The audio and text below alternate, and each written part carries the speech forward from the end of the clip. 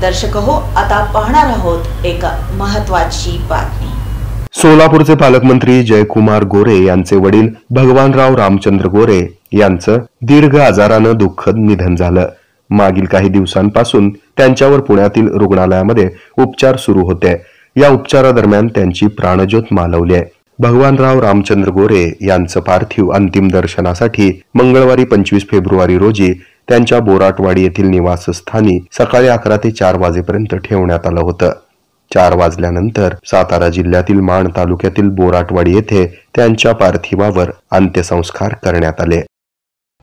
हे आहे Metrocast cable network आणि आपण पाहत आहात द न्यूज प्लस बरच काही।